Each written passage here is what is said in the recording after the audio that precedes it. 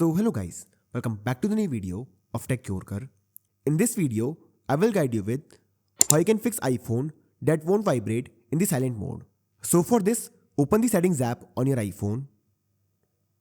Now tap on accessibility. After this, tap on touch.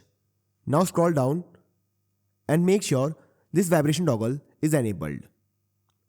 After this, go back. Now go back again.